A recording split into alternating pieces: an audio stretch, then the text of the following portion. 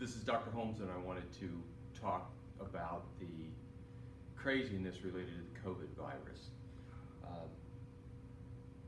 People seem to be reacting like it's the end of the world, like it's the Black Plague coming through and decimating a third of the population, or the flu of 1917, 1918.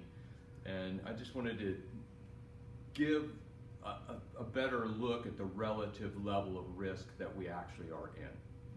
So, the projected death toll across the United States as of Monday was 93,000. Wednesday they dropped it down to 82, and then Thursday they dropped it down to 60,000. That's the total number of people expected to die from the coronavirus throughout the United States throughout this season. During that same time period, there are a lot of other problems in the country that are going to kill at least that many people or more. That doesn't mean that that's a small number and not important, but let's look at the relative risk. Me being in Texas, let's look at what Texas is expecting.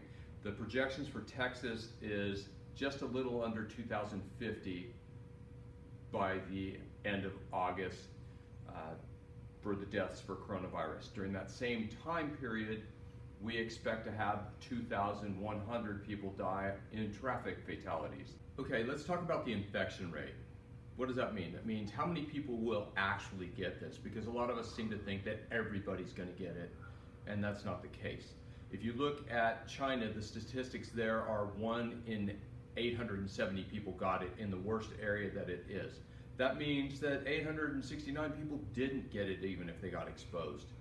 And nobody really trusts the Chinese numbers, so let's assume they're lying by a factor of 10. That still means 1 out of 87 people.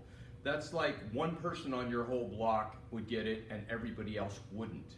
That's not near as big a worry as if everyone would get it.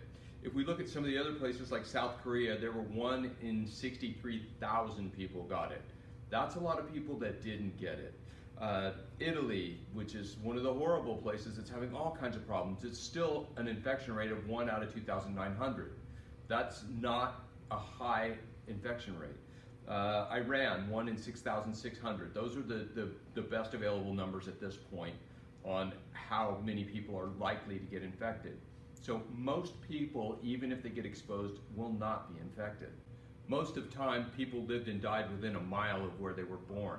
And so if you heard about a tiger eating people, you needed to pay attention because it was probably close by you. Well, the news plays with that wiring in you, and what happens is if there's not a tiger on your block, they're happy to tell you about the tiger in the next town over or the next state or in another country. But your wiring still makes you want to watch the news. I recommend you stop doing that. If you need to know, watch for 5 minutes and then turn it off. Stress, how does that affect you? Well, stress lowers your immune system's strength. If your immune system is not working as well, then if you do get exposed, you're more likely to get it. So what do I suggest you do? Things that de-stress you.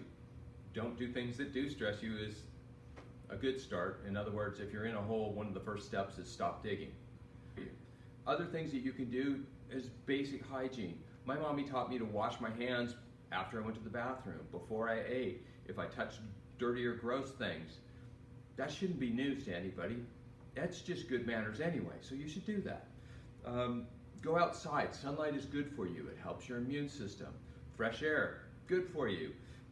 Exercise within reason. I'm not saying go run a marathon or anything, but go out, take a walk, enjoy the outdoors. You're stuck at home anyway, probably. Things to purify your air, ozone machines, things like that, will help burn any viruses or anything like that that happen to be floating around close by you. There's vitamins that are helpful. Vitamin A, vitamin C, vitamin E, zinc. Eating a decent diet is also helpful. Don't be putting paint thinner in the gas tank and then wonder why your car's not running right. There are other herbs that have been known to help boost your immune system, and there's other things that can help relax you, that de-stress you. Chiropractic's always been about getting rid of stress. Massage is about that. Talking to people, FaceTime is a great thing to visit with friends and family if you don't want to get close to them, to keep your distance, but you can still have interactions with other humans, because that is also important to keep your stress levels down. If you like to read, read. If you like to do other things, do them, but do the things that lower your stress level. That raises your immune system's function, and that helps make sure that if you do get exposed, you're less likely to have a problem. Sleep is also important for your immune system. You should get 8 hours of sleep. It also means no screens in the room for at least an hour before bedtime. Lastly, breathing. You should take some deep breaths, and we'll put up a video later on that, on how to do it if you don't know how to breathe deep as it is. But most important takeaway from this is go live your life. Don't worry about it. It's going to be okay.